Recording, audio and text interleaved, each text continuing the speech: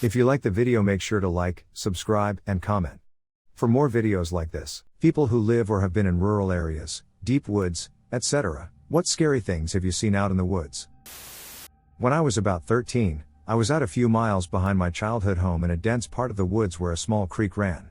All day I had been exploring it, finding cool plants, rocks, and little creatures. It was getting dark, and on my way out of the woods, by the stream, I swear I saw a person crouching down to the water, but it didn't quite look like a person. I only saw this from the back, but this thing looked like their skin had the texture of a pig. Black and pink spots with a bit of hair all over. They had darker hair on the head, and they were just smaller altogether than a normal person. I was absolutely scared out of my mind, and I just remember running home. I never returned to that creek or ventured into those woods again. Living out in the middle of nothing is quite the experience, and I can't even count all of the weird shit I've heard out there. My sister used to live just outside a small town in the Midwest. Used to be super rural, now it is a bedroom community of a major city. One time when I was visiting her, I was driving to her place late at night. The road was pretty dark, rural highway, no lights, but well lit that night by the moon. I swear that I saw a little blonde girl run across the highway in front of me. Not close enough that I needed to hit the brakes, but close enough that it was clear that this was a kid and not an animal of any sort. I later asked my siblings if they had ever seen anything odd out there, and they told me about the little girl that they sometimes saw running across the road in the same area I saw her. We have the official most haunted road in the US. I thought it was just because it's super windy and narrow and the trees lean in on you, but there are a ton of stories about this road. There used to be a hairpin turn, fixed a few years ago, that led straight into the lake from the right direction. Back in the 1980s, a car went over the edge, and a young boy drowned. Sometimes, before it was moved, you could see him sitting on the barrier, waving at you. There's a tall white woman in a flowing white dress who just stands in the middle of the road and stares you down with her hands over her heart. Flashing your headlights and slowing down can make her go away. There's a pair of floating red eyes that move through the woods at night. No one has ever seen what they belong to. Sometimes a truck will appear on the road behind you and ride really close for a bit, then vanish, only to reappear a few minutes later, and occasionally run people off the road. There are rumors of a cannibalistic albino colony living in the deep woods. I'm from Bladenboro, North Carolina, population 1,600, where the beast of Bladenboro is from. To my knowledge, a bunch of livestock were killed over the course of a few summers, and unidentifiable prints were found. I think a bunch of dogs ended up being attacked too. A lot of them were in places a coyote or whatever couldn't easily get to. The animals were found basically torn to shreds, and some people reported sightings of a beast. What's really weird about it is that the heads of the animals were apparently smashed by whatever the thing was. The common consensus around here is that it was a black mountain lion, but some old people around here might tell you it couldn't have been one for XYZ reasons. To their credit, those people don't really live anywhere around here. I was hunting in a forest during gun season in Michigan in the early 2000s. My spot was on the far edge of a swamp. To get there, I walked a trail that sort of cut through the middle, past this huge, gnarled dead tree. Its limbs curled like a dead hand, reaching towards the sky. It was straight from a horror movie. This particular morning, the fog was out but not horribly thick. I reached this tree, and I'm panning the flashlight, looking out over the swamp. I see this black shadow running through the swamp. It looked like a humanoid figure and faded after a few seconds. I scream at the top of my lungs as I see this figure, and then nothing. I reached my cousin, who was 100 yards away, on the FM radio, and he said he never heard my scream. When I was camping out in the backwoods of Connecticut, I experienced what I can only explain as supernatural. I was waking up my camp with my buddy, and as we were packing up our bags, I saw it. The entire world had turned orange. Now, when I say this, I first thought it was the sun reflecting the autumn colors of the forest, but then I looked at my hands. Literally everything had turned the same shade of orange, even if there was no direct light on it. At this point, I'm hyperventilating because my mind cannot work out what the duck is going on. I turn to my buddy, and he's frozen in fear just staring at me and says, "Please tell me you see in what I'm seeing because I'm freaking out, bro." I tell him he's not crazy and that everything is orange, and he nods his head in disbelief. To this day, I have no idea what the hell happened back there, but I don't know if I can go back. The eeriness of the color and how silent and still the forest became during that ordeal are things I will never forget. When I was 15, I went on a 10-day canoeing trip. We would drive 3 hours away from my town and then come back by river. It was me and about 18 to 24 kids in my group, along with me and 3 supervisors. Around day 6, we were camped near an old native settlement that was supposed to be haunted. Some people would say that they would see lights in the tree line or hear voices they couldn't quite make out. So we camp there, spend the night, and nothing happens. We all eat some food and pack everything up. As everyone was bringing their stuff down to the river to pack up their canoes, I was still packing up my tent because I woke up pretty late. While I'm packing up, I hear what sounds like a conversation between 2 people coming from the tree line away from our canoes, and it sounds like they're trying to whisper. I think that it's probably just someone from my group, and I continue packing up, only to notice that whoever it is that's talking, they're both speaking fluent Ojibwe. No one in my group is fluent enough to talk like this, and me being Ojibwe and somewhat fluent, I shout in their direction, "Ani I, hello," and then they just stop talking. I walk over to where I think they are, and there's no one there. So I automatically assume ghosts and just finish packing. I must have been taking a while because one of the supervisors came back to where I was to tell me to hurry up because they were all waiting for me. And sure enough, when I get down to the canoes, everyone's there, and we just leave. I told everyone what happened when we camped at the next site, and apparently no one else heard or saw anything. It was just about 8 p.m. in the summer, and I was walking home from work. I have a farm that's located relatively far away from large cities but is pretty close to a very small town with only a handful of people in it. From the small town, I have to pass a neighboring farm in order to eventually get to mine, which is about 1 kilometer away from that one. The sun was setting, but there was enough light outside to still see everything pretty clearly. The far side is surrounded by mostly fields, but on the right side, when you go towards the farm, past the fields is a relatively large forest. As I walked home, in the corner of my right eye, I saw something tall in the distance, right at the edge of the forest. There are deer roaming the fields quite often, so I thought it was one of them. But when I turned to take a better look at it, it seemed to be a deer standing on its hind legs. However, as I looked closer, it seemed like it was missing a head. At first, I thought I didn't look well enough and that it might be standing on its hind legs to get some leaves from the nearby bushes, as deer tend to do that sometimes. But the spot this creature was standing on was the part that's still considered a field. The field and forest are separated by a pretty deep ditch, so the fields don't get flooded during rainy seasons. And there were no bushes on the field, but there were some across the ditch at the forest edge. So it dawned on me that this creature without a head is just standing at the edge of the field. It seemed to stand perfectly still without moving an inch. To be fair, I was pretty tired from work, so I thought I might just be seeing things. But as I continued to walk back to my farm, the remaining 400 or so meters until the first tree surrounding my farm would block my vision of the forest, I checked the edge of the field where this creature was to make sure if it was still there. And this entire time, the creature just stood there. Needless to say, I did not sleep that night. The following 2 days I didn't have to go to work, so I thought I'd grab my axe and go take a look where I spotted the creature. But there was nothing there anymore. However, there were hoof marks in the exact spot I saw this thing. The hooves seemed to come from the forest, stop there on the spot, then eventually return to the forest. I couldn't really make out by hoof marks alone if it really was standing on 2 legs, because whatever stood there seems to have been spinning circles before heading back into the forest in a straight line right through the ditch. I've been thinking about that day ever since and can't seem to shake the eerie feeling. Also, that forest part has since been cut down and replanted and is now very dense and almost impossible to explore. Not mine but my grandmother's, and has been passed around the family for a long time, but the details have never really changed. This happened when she was around 9 at the time, roughly in 1943. Her parents owned a house near Cumberland Falls in Kentucky, right in front of a main road. I drive past it any time I am visiting family. I think it may be a store now, but it's been about 10 years since I was last down. At the time, the falls were a relatively popular honeymoon spot, so a lot of newlyweds would drive past their place. Well, one day a car crashes into a large truck right in front of the house, and her dad and brothers go down to help. The groom is dead already, and the bride is pretty mangled and is moaning about her ring before succumbing to her wounds. At that point, the sheriff arrives, and they all go back home seeing as they can't help. After the accident is cleaned up and the bodies are pulled, her brothers and her dad go back down to collect any leftover scrap. They end up finding the ring and phoning the sheriff, who says he will pick it up the next day. They leave the ring in their kitchen, and that night is poker night.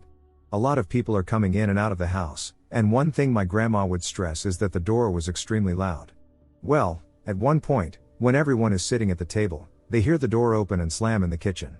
My grandmother's little sister, she would be about 3 years old, is in the kitchen, and everyone hears, "Here's your ring, Mom, right here." So Grandpa rushes into the kitchen just in time to see the door slam shut again, and his daughter is just standing there oblivious. The ring is gone. Naturally, they assume she took the ring, but she swears that the woman in the bloody white dress came to pick it up. The ring never turned up. She's got some other stories, but that's the one that extended family from Ohio, Kentucky, and Tennessee all seemed to know because everyone was in the house that night. The story always kind of gave me the creeps. I live in the Central Valley of California, where there are many orchards and open fields. I particularly live in a very small, populated town in the country and help operate a new almond orchard. I was driving home from a friend's house just after midnight when I turned onto my home street. There is a single other house about 200 feet off the road. It was 1 a.m., and just outside the house was a small shed with a dim orange light above it.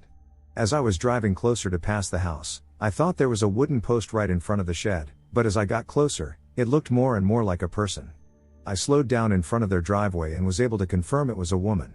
She stood alone in front of the light, staring at the ground. She was wearing a nightgown and looked about 40-ish with red hair. I waited for what felt like forever for her to move, but she stayed perfectly still. I started to feel afraid of whatever was going on, so I locked the car doors, turned on the lights, and sped home. I avoid driving late at night around my area. I grew up in a rural area with long abandoned mines that had forced Chinese immigrant labor. They had their own camp, and many died and were buried on site. This was in the middle of nowhere. There were no houses around for 10 or 20 miles. We went there as kids with an older kid who had a car. We walked around and started hearing strange noises. We got a little scared, so we got back to the car and were leaving. When the car started and the lights turned on, we all saw what looked like a group of people in ragged clothes off to the side of the rough dirt road in front of us, just staring. Our friend freaked out and punched it. To this day, none of us really remember driving out of there, just vague memories of creepy stuff and driving for a long time, much longer than it should have taken. None of us knows if it's real or if we just scared ourselves, but we all saw them. I lived on a large farm with my closest neighbors, the workers' village, about 6 kilometers away. Farms were grouped into clusters, communicating via a CB radio network. It was mainly for coordinating the fight against grazing and crop fires and dealing with stock theft. My 2 children and I were alone on the farm that night. At about 9 p.m., there was a knock at the door. I opened the door, against my better judgment. It was a man I'd never seen before. I asked him what I could do for him. He told me that he was there to collect the pig he'd bought. I explained that we didn't raise pigs, but he may have bought them from someone in the village. He asked me whether he could come inside to phone his brother to ask for directions. Before I could react, the radio sounded. I automatically turned to look at the radio. When I turned back, he was gone. It was sudden and soundless. I thought I imagined it. Either way, I found it creepy as hell. The next day, I found out that he ended 2 old ladies on another farm. He then tied them up with fencing wire and threw them in a pond. One woman drowned, but the other was able to free herself and raise the alarm. Still gives me goosebumps. I was living on the north shore of Oahu, and my friends wanted to go camping at Cayena Point. I had to work late, so I told them I would hike out late by myself and meet them out there. Keep in mind that this area is unpopulated and usually frequented by local fishermen that camp out for the weekend. They are not the problem. The problem is that this area has had people killed here, bodies dumped, and drifters living there. To put it frankly, when I am hiking out at night, I try to stay out of sight of any cars that might be driving by on the dirt or mud path that you walk 3.5 miles down to get to the point. On the average weekend, you might see 3 to 4 groups of fishermen camping out near where the paved road ends. And since they are down by the water's edge and the main trail is closer to the mountains, I had a good amount of space to myself for my 11 o'clock hike out to the point by myself. About halfway there, I wished I never went. My heart skipped a beat when I looked up at the mountains and saw a group of silhouettes sitting around a fire with what looked like a torch near them and one guy holding another torch facing me. He looked like he was looking right at me. Even though they were up in the mountains and a good mile away from me up on a ridge, if you knew anything about the night marchers, you would be shitting your pants right now. As for me, I chose not to believe in ghosts and decided to use my flashlight to signal them. Surely, if they were a camping party, they would signal me back with their flashlights, if they had them. So I spent about 5 minutes flicking my flashlight on and off towards them. And no freaking reply. The dude with the torch just seemed to be staring out at me. Somehow I convinced myself that they were just campers that didn't know the universal code of "Hey dudes, I am flicking my flashlight at you because I am scared. I just want to confirm you are real people, so please flick me back." Unfortunately, they didn't understand this hiking etiquette. So I spent the rest of the 1.5-mile hike muttering to the tall grass and bushes that I passed that if anything came out of them, I was going to duck and kill them. And yes, I know the night marchers are ghosts, and I can't technically kill them, but what can I say? You say some strange SHT when you are really freaking scared. My friend and I camped quite a bit at this awesome Girl Scout retreat called Camp Tahigua. It was on a big forested mountain, and there were around 5 campsites that the girls would have to hike to that contained tree houses, raised tents, cabins, or open front cabins. One year, we got into the paddlers' camp, canoeing, and we were designated at the open front cabin site. After hiking for 30 minutes to get up there, the counselors tell us one path is warded off because it leads to an abandoned campsite that wasn't safe to be in for one reason or another. Whatever. Around dinner time, the girls are told to go collect firewood. My friend and I deviously escape the other campers and go down the forbidden path. We're collecting twigs and branches off the trail, and I don't think this is related to the reason why the campsite was closed off, but I'm curious anyway. We both freeze and look off into the forest in the same direction. This is hard to describe because this was years ago, but in the brush and among the trunks of trees was this floating face, or even a mask. It looked like it was carved, and the wood was so bright on it, like someone moved the trees for the sun to gleam down on just it. It had a wide, smiling mouth and round, dark holes for eyes. It unsettled the both of us to the point where we dropped what we collected and just ran back to camp.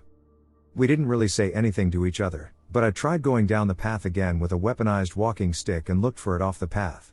I never found it again. My friend and I literally discarded this memory until years later, when I brought it up for laughter. My friend was horrified and wondered why we had never brought it up again. When I was 14, we moved to a very isolated area of northern Alberta. We were about a half-hour drive from the nearest town. One night I was sitting at my computer on Ventrilo and playing World of Warcraft on our very inconsistent connection. I had my headset halfway on and my window open, but the blinds were closed. We were joking around when I heard rustling outside the window. Being fairly new to the area, it startled me, but I was getting used to it. Probably just a deer or something, so I continued joking around with my guildies. Several minutes pass, and I hear it again, directly outside my window this time.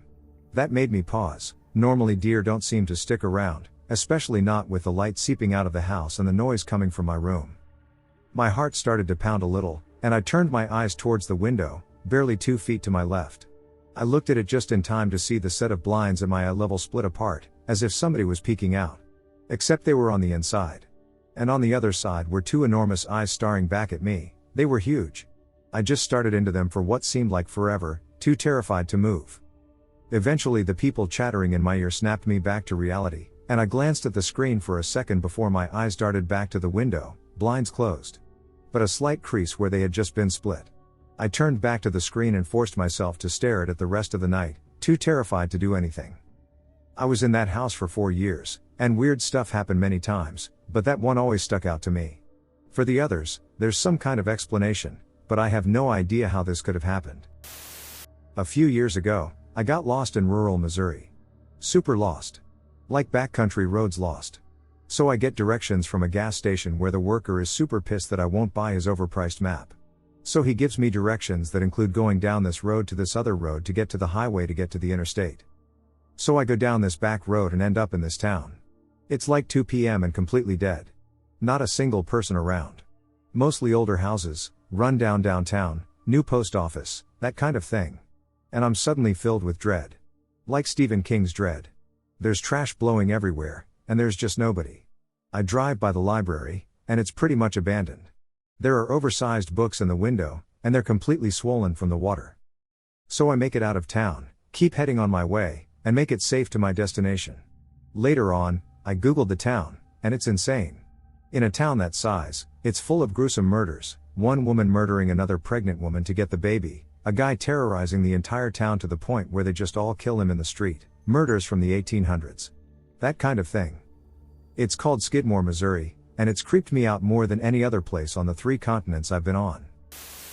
On a cross-country motorcycle trip, I ended up taking a dirt road through the Appalachian Mountains and getting temporarily lost. I ended up coming upon a tiny mountain village somewhere on the West Virginia border. The village had maybe 10 houses, all of which looked like 100-year-old sheds, completely ramshackle and falling apart with weeds and rusting junk all around the houses. I puttered through the village to a T intersection and took one of the 2 road choices. What was really strange was that the entire village was silent. I didn't see a single person as I slowly rode through the village. The road I took ended a few hundred yards from the intersection, at the edge of the village. The road just ended at the tree line of a forest. Strange. So I turned around and headed back towards the T-junction, the center of the village, to take the other road. I then noticed that dozens of people had appeared. They were all standing perfectly still on their porches, in doorways, and among the junk in their front yards, and staring at me. Every single person was black, the only black village I saw in Appalachia. They wore stereotypical hillbilly clothes, like you'd see on the TV show Hee Haw in the 70s, that were tattered, torn, and filthy. I slowly puttered to the T-intersection at the center of the village and realized that I was surrounded on all sides by these black hillbillies staring at me, completely motionless with the exception of their heads moving to continue to stare at me as I slowly rode past them. My hair stood on end. I made the turn without stopping. I had a feeling that I'd never be found again if I stalled out and couldn't get the bike started again for some reason. They all had blank facial expressions. They didn't exactly look mean, but not one of them looked friendly either, and every single one of them was just intensely staring at me. I hauled myself out of there as fast as I could. I traveled hundreds and hundreds of miles through backcountry roads and dirt roads in Appalachia. I never saw anything like this strange village, filled with what looked like black hillbilly zombies. Strange. A few years ago, my brothers and I were driving from the Cleveland suburbs to Athens, Ohio, for the wedding of a family friend. On the way to Athens, we were driving through a small country town called Polk. As we just crossed through a four-way intersection, there was a bean farm to the left of the road. What immediately caught our attention was the image of three young children, dressed from head to toe in black cloaks, standing in the ditch bordering the road and the farm while they eerily glanced at us. Their outfits weren't at all similar to what you'd call Amish attire, but more like something representing a 19th century dark occult. Mind you, it was a hot, sunny spring afternoon, and there definitely wasn't anyone supervising these children. As we slowly drove past, we looked at each other in disbelief, with no explanation as to who or what these beings were. Was this a supernatural experience? Honestly, the answer is unknown, but it was definitely odd and frightening. The first happened when I was around 15 and was squirrel hunting in early October. It was a pretty cool day, and I was walking along in a hollow I'd hunted a few days prior and had seen quite a few squirrels there. As I walked deeper into this hollow, I started seeing more and more squirrels, and I bagged a couple. As I'm watching a couple move around in the trees, waiting for one to stop on an open branch so I could take a shot at it, I'm totally focused on the two little animals jumping around and not paying much mind to anything else. Well, all of a sudden, the squirrels, all 6 or 7 I counted in the immediate vicinity, just disappeared. Now, this was weird enough in itself since they all collectively made alarm barks and then were silent and nowhere to be seen, but what happened in the coming minutes has stayed with me for many years. I stood, looking around for any of the squirrels I had been watching, and then started hearing a loud crashing noise in a gully off to my right. As I stood there, I saw a figure emerge from the trees. The figure was walking on 2 legs and had a rather large frame. I first thought it may have been my father when I saw it, as he was hunting with me that day. I realized that it was far too tall and not wearing any visible hats, though. I looked for a good while at the form standing at the base of the ridge I was halfway up the side of and continued thinking that I had to be a human based on some of the behaviors it was exhibiting. First, it was looking around like a lost person would, slowly scanning for a trail marking or some sign of where it was. Second, it remained on its hind legs and appeared far too comfortable on them, not even showing any difficulties as it made its way down the side of the ridge, unlike any bear I'd ever seen. Lastly, its form was, well, far too human for it not to be a very large man. I began to wonder if this person was lost, so I called out hello? And it responded by sinking down and looking around quickly as though looking for a place to hide. I called out again, and this time it zeroed in on my position, looking directly at me. I took a step towards it, and it bolted on 2 feet faster than I have seen anything run before or since. It was such a graceful movement too, which made it somewhat chilling to see how easily this large figure ran up and over the ridge at my 2 o'clock position. It made me fear that this thing, whatever it was, could easily chase me down and kill me if it so desired. I quickly left the area and have only returned once since, this time during deer season and without knowing where we'd end up. The second experience occurred when I was walking my dog out in the field near my home. We both heard a bellowing roar from something I cannot identify to this day.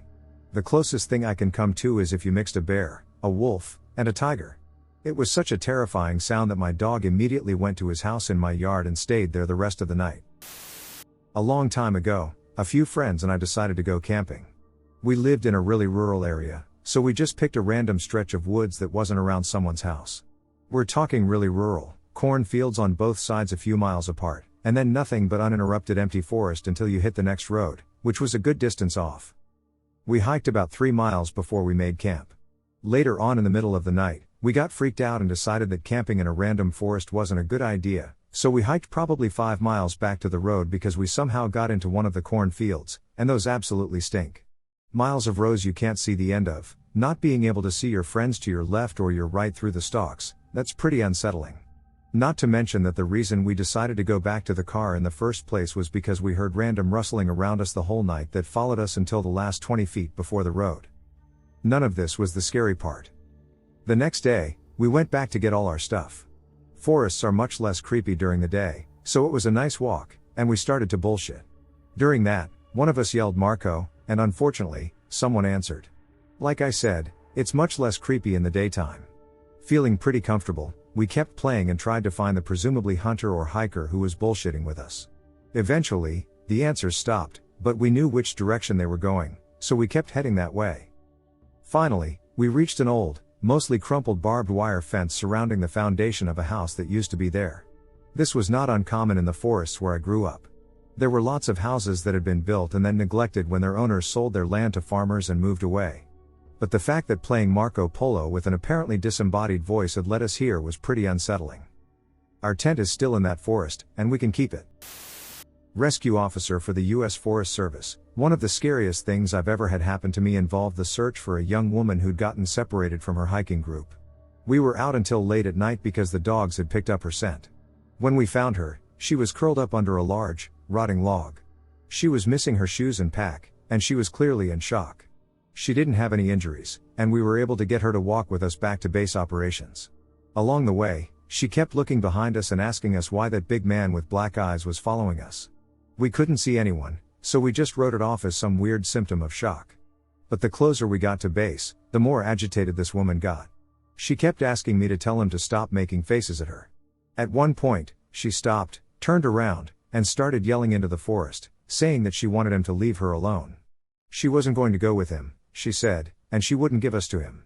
We finally got her to keep moving, but we started hearing these weird noises coming from all around us. It was almost like coughing, but more rhythmic and deeper. It was almost insect-like, I don't really know how else to describe it. When we were within sight of base operations, the woman turned to me, and her eyes were about as wide as I could imagine a human could open them. She touches my shoulder and says, "He says to tell you to speed up.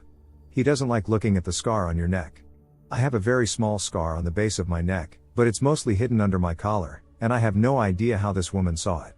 Right after she says it, I hear that weird coughing right in my ear, and I just about jumped out of my skin. I hustled her to ops, trying not to show how freaked out I was, but I have to say I was really happy when we left the area that night. This is the last one I'll tell, and it's probably the weirdest story I have. We've been told not to talk about it by our superiors, and at this point, we've all gotten so used to it that it doesn't even seem weird anymore. In just about every case where we're really far into the wilderness, I'm talking 30 or 40 miles, at some point we'll find a staircase in the middle of the woods. It's almost like if you took the stairs in your house, cut them out, and put them in the forest. I asked about it the first time I saw some, and the other officer just told me not to worry about it and that it was normal. Everyone I asked said the same thing. I wanted to go check them out, but I was told, very emphatically, that I should never go near any of them.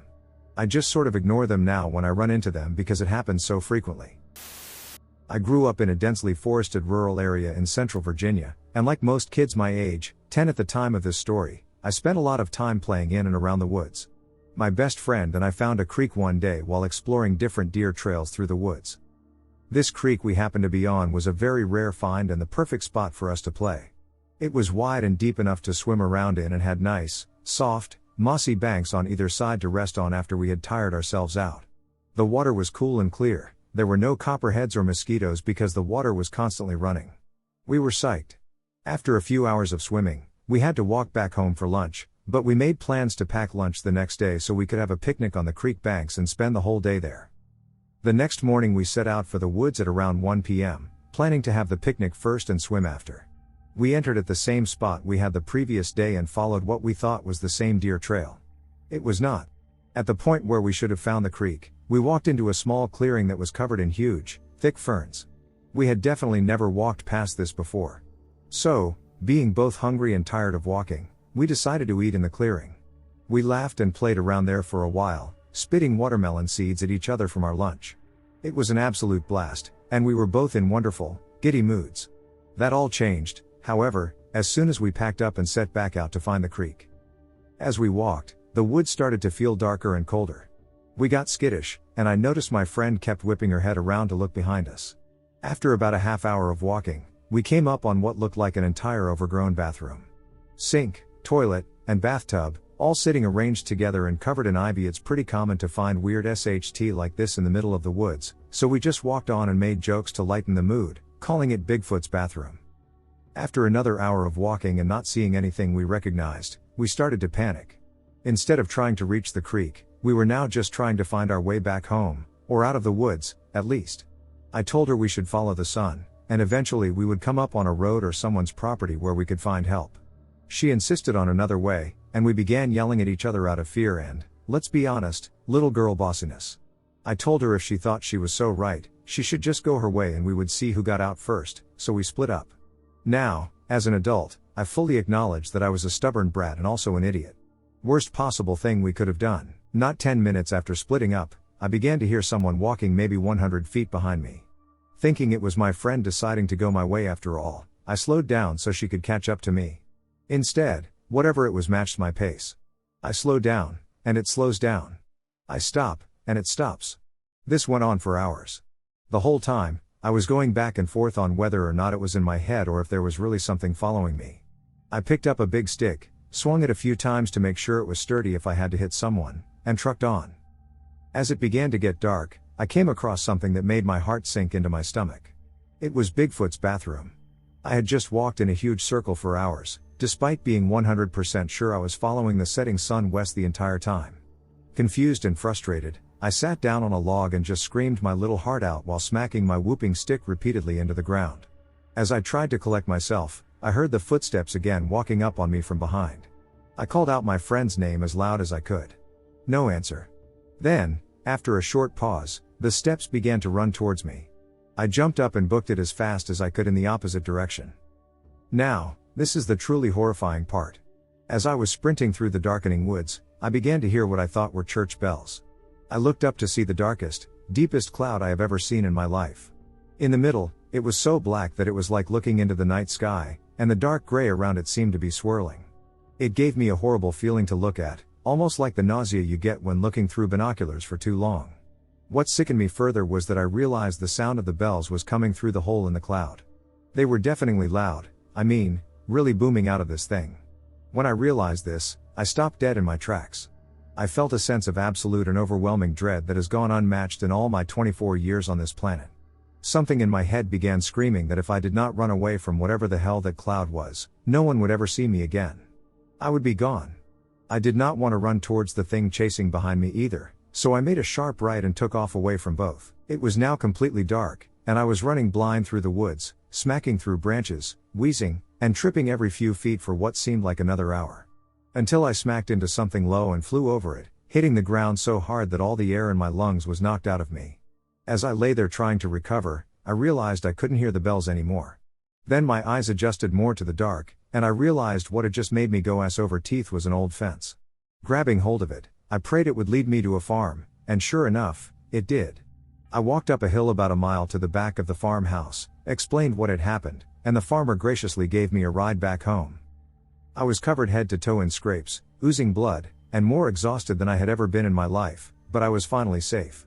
It was past 9 p.m. when I finally walked through my front door. My friend had gotten back shortly after we split and figured I had as well, so I hadn't told anybody I was lost, and my family just figured I was still out after dark, which wasn't uncommon for me. They were shocked when I walked in, beat up and crying. Nobody had been looking for me at all. To this day, I wonder how long they would have waited to come find me if I hadn't been lucky enough to find the fence, and if it would have been too late. I was camping alone in Sam Houston State Park in Texas last summer. After I had laid down for the night with only some embers left burning, I started hearing voices in the woods. They started out far away, so I didn't pay them much attention. There must have been another set of campers. But as the night went on, I kept hearing the same voices, but they seemed to be quite a bit closer. The voices would cut off for a while and start back up again. I could hear at least 3 different voices that I think were male, but I couldn't discern what they were saying. As the voices got close enough to me, I could eventually hear the brush they were moving through, and they were speaking quite softly. It was way too late for anyone to be out wandering around, and why on earth were they whispering and seeming to wander aimlessly? I could tell by the sounds they were making that they weren't anywhere near the trail but maybe following the creek that ran around behind my campsite. It seems like hours go by while they're wandering within earshot of my campsite. I always sleep with my knife under my pillow, and I was gripping the handle until my knuckles went white most of that damn night. I was camping alone in northern Arizona, not too far off the main road, but we have a lot of little Forest Service roads here that branch off and branch off again, so it's easy to find secluded, rarely traveled roads and camping spots. I had found this kick-ass little circle of ponderosa pine trees overlooking a little canyon, which in the late summer had 6-foot-tall ferns, and a little stream in the monsoon season. It was beautiful, and to get there, I had to take a rough, barely a road offshoot. I had been there probably 20 times and never seen another camper, never heard another vehicle. It's not close to any trailheads or state parks, nothin'. It was my secret spot I'd go to just get in the coolness, temp and otherwise, of the pines. One night, late, almost asleep by the fire, lil beer, lil weed, not ducked up, just relaxed, probably 11 or midnight, and up out of the canyon. Don't hear anything until he's in my small circle of firelight. Out walks this guy, big white beard, hat, walking stick, no headlamp, backpack, flashlight, nothin'. He just walks into the light, nods, gives me a friendly hey there friend, and keeps walking, quickly, into the dark. I'm like, WTF? And was I dreaming? No, I am half asleep and stoned, but I get up, shine my flashlight, and I can see his boot prints, but he's gone. I cracked another beer and did not sleep that night. I guess he wasn't scary, but the whole thing was just ducking weird, and in the deep forest alone, every horror movie and twisted tale I'd ever read played through my mind. I was always friends with stoners in high school, even though I wasn't one myself, and we'd always find the weirdest things to do. We lived in rural Mississippi, which, I promise, is not as horribly redneck as it seems, but we always heard the story of the backwoods Satan cult church, you know, that whole legend that I guess a lot of kids hear. Anyway, we actually got a lead once from friends who used to smoke and fornicate at this particular spot out in the middle of nowhere. They said they came across weird animal skins and saw some people in weird garb walking around. So, of course, we had to go check it out. Our friends wouldn't go with us, though, so it was just me, 2 girls, and 3 guys. We drove out to the nearest trail and parked way out in the woods. Me and one of the other guys, along with one of the ladies, were a little chicken about finding something awful, but we started hiking with our friends. After a good 10 minutes of walking blindly through the woods like morons, we came across dead animals. It looked like some sicko hunters were just being disgusting, but the animals' heads looked like they had been beaten in, and the skin was peeled back on parts. Most were deer, but we found 1 dog, and that was enough for 3 of us to turn around and go back to the car. Of course, we sat in the car, smoking cigarettes and messing around, waiting for our friends to return. When they did, they came hauling their asses back to the car exhausted. This was also before phones documented everything, and none of us cared to bring one with a decent camera, so no one got any pictures. All we got was a piece of cloth that my friend ripped off of something. Anyway, when they got back to the car and drove away, they drove to our usual hangout spot and told us what had happened. They had walked for another good bit and found this makeshift church with more dead animals everywhere. There were symbols burned into the grass around the place, and people said it smelled awful. Apparently they heard noises and freaked, but first my friend grabbed some scraps from one of the burned areas around the building. It was one of the black jackets our friends told us about that stuck to the ground from the tail end. Like someone had been pinned to the ground by the tail end of their coat. The whole thing was weird, and I didn't see it for myself, but I did see those animals, whether they were hunters being shickos or whether there really was a satanic church. The forest creeps me out to this day. I was hiking alone, well, kind of. I had a baby with me, maybe 5 to 6 months old, while my dad and husband took our boat out. I picked a short trail because of the baby in my back carrying him. Apparently, this place has a lot of trails that aren't on their map, and they didn't really mark most of them. So we ended up hiking for a long time, apparently on one of these unmarked trails. I didn't see anyone on it at all. But it was fun listening to the birds, watching the squirrels, and all that. Then we ended up in this area of the woods where there was nothing. No squirrels, no birds, nothing. Well, except spiders. There were a ton of those, with massive webs everywhere, so you had to watch where you walked. And it was kind of dark even though there were no clouds because these trees were so close together everywhere except the path. I'm guessing that's why the trees appeared to be dead on their bottom halves. It went on that way for a while, then opened to a clearing that had a fenced-in area in the middle. Inside the fence was what was left of a house or cabin that had fallen down and had weeds taller than me. Then past that was more of the silent woods, until it ended in this huge field. The field was weird because it felt like I was being watched or followed. The path went around the side of it. Finally, it went back into the type of woods I had started in and met other paths, where I started hearing birds again and passing people. It was a strange walk. And probably about 3 to 4 miles instead of the 3/4 mile trail I had thought I was on. In 2007, I was a high school senior living in a desert in Southern California, in a small area known as the High Desert off the 15 motorway. The area is about 2 hours south of Las Vegas and about a 2.5-hour drive northeast from Los Angeles. Growing up there, my cousins and friends and I would always joke around about things like ghosts, aliens, or El Chupacabra. I'm sure many of you are familiar with that legend. I should add that my cousins, friends, and I were always more willing to believe in the supernatural than dismiss it outright. One night I was talking to my best friend on the phone, like we did 3 or 4 times a week when we weren't hanging out. She started telling me a story that creeped me out. She was driving home the night before at about 11:30 p.m. from her boyfriend's house, which was about a mile away through dark, secluded dirt roads from her house. She said that while driving home, she caught sight of 2 red dots in the dark in front of her, about 4 feet up from the ground, just outside the view from her headlights. Scared and unsure of what it was, mountain lions and coyotes are known to prowl the area, but they don't have red eyes. She turned her brights on. That's when she flipped her shit. I'll never forget the sheer terror that came into her voice as she told me what she saw. We've been best friends now for 20 years, she's more like my sister, and I know everything about her. She has never been one to pull pranks or lie to me to freak me out. She was genuinely serious and absolutely horrified. She told me that when she turned on her lights, she was face to face with a creature she had never seen before. It stood only a couple 100 feet from her.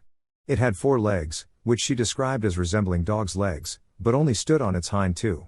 It was about 4 feet tall. It was black, it looked almost scaly and slick, like it had the skin of a lizard, and it was wet. Long spines stuck out from the back of its head to its tail. Its eyes were red, its jaw protruded like the long snout of a dog, and it had visible fangs, long incisors.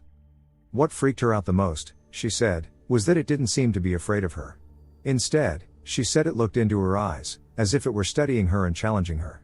After what seemed like an eternity, she said it jumped into the darkness of the desert. She flipped her car into reverse, spun around, and sped back to her boyfriend's house.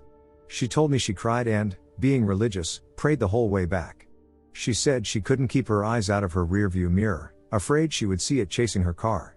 She was too terrified to even sleep. I got goosebumps just hearing her describe it. In fact, I still get scared thinking about it.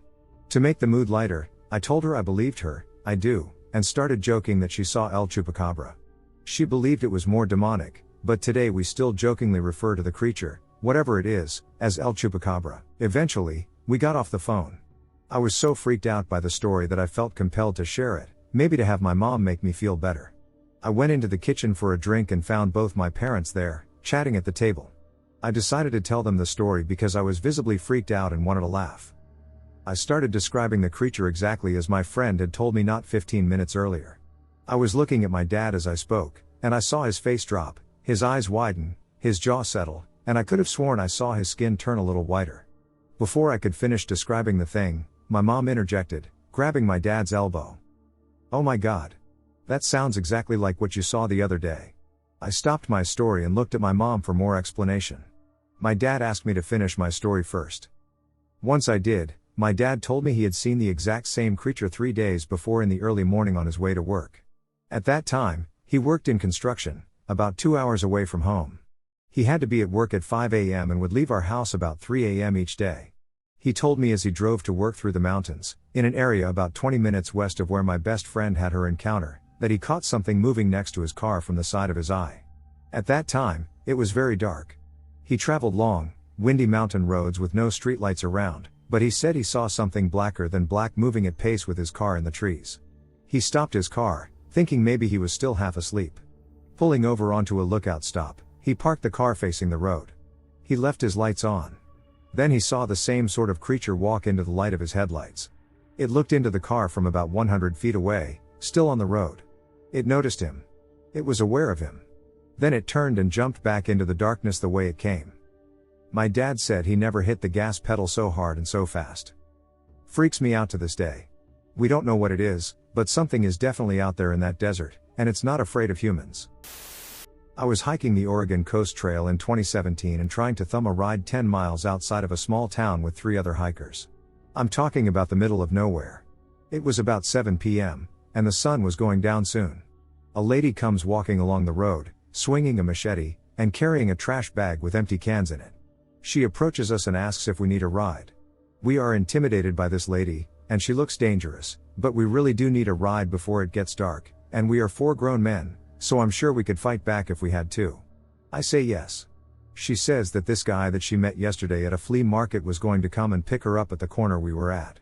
The guy comes driving a tiny, beat-to-hell Mazda truck with a large dirt bike in the back.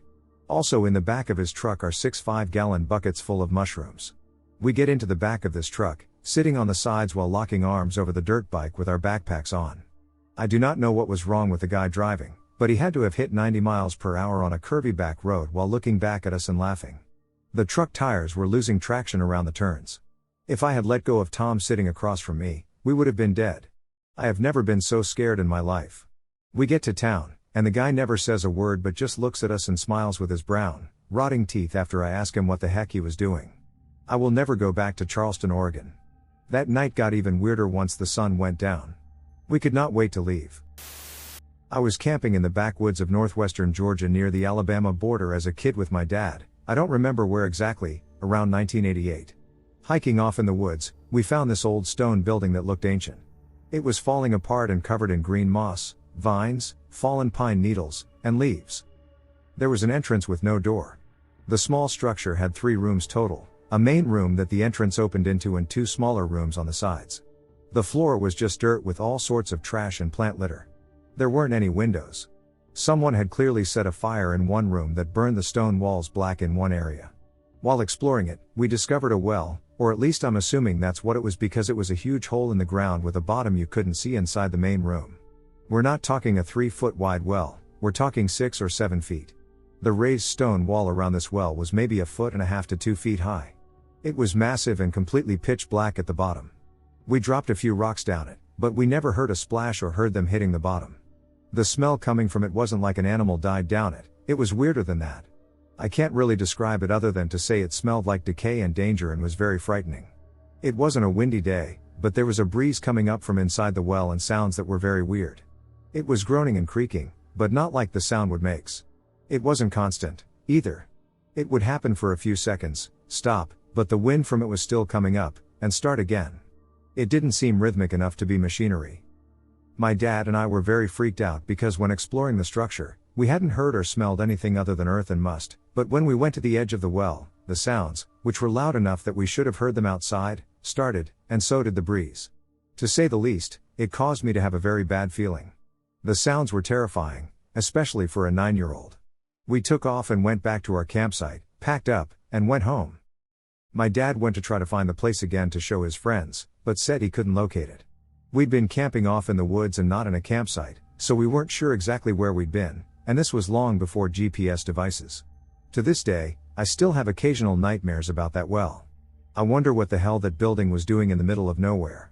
I wonder who built the structure and whether the well was there before it, if they were built together, or if someone put it in after. I wonder why the well was even there and what we heard coming from it. I have never been able to make sense of any of it. When I was a kid, we lived in Bandon, out on 7 Devils Road. At that time, I don't know if this still holds true or not because I haven't been there in 20 years, there were lots of wooded areas. This was the 1980s, so I pretty much did whatever I wanted during the summer. I would pack a backpack with jerky and a sandwich or 2 and go out and play in the woods until dark. I was big into Rambo at the time, so I had my survival knife, BB gun, canteen, and camo. I would spend all day digging hidey holes and covering them so I could pop into them, cover them with the lid I made, and hide out. I thought it was pretty awesome. So anyway, one day near the end of the summer, I hear my mom call out when I'm out there in the woods. Which was weird because our house was in the opposite direction from where the call came from. So I hollered back at her, and she said, "My name, I'm over here." So I went towards the sound of her voice. This happened a few more times, and I kept following. At this point, I was getting a little freaked out because there was no reason for my mom to be out there that far in the woods. In fact, she hated the woods, so she never stepped foot in them. So I turned around and started going back the way I came. Then she called out again, but this time her voice was really angry, and it scared me silly, so I took off running. I heard her call my name a few more times as I was bolting back towards home. I was getting really tired from pushing through the bushes and undergrowth, and it sounded like she was getting closer. Finally, I made it back to the area I was really familiar with, and I needed a breather. I hopped into one of my hidey holes, covered up, and sat really still. About a minute later, the steps got much louder. Whoever was behind me was really close. They didn't talk anymore, though. I could see a little from the hole I was hiding in, so I was watching. Sure enough, I saw someone in a pair of boots and blue jeans pass by. Whoever it was passed by, and I stayed put for what felt like forever. When I felt like it was safe, I covered my hidey hole back up and bolted to my house. My dad had just gotten home, and I told him what happened. Being in the 80s, he told me if I was lying, he was going to whoop me silly and had me take him out to where I was. Sure enough, there were boot prints where I hid, and whoever had made the prints had doubled back and gone back into the woods. He called a few buddies of his, and they followed the tracks for a while but lost the trail pretty soon after that. My brother and I weren't allowed to go into the woods anymore after that. We moved soon after. The person following me isn't what freaked me out. What freaked me out was that whoever was calling me sounded just like my mom. And what freaked me out even more than that as I thought about it as I got older was that whoever was calling me knew my name.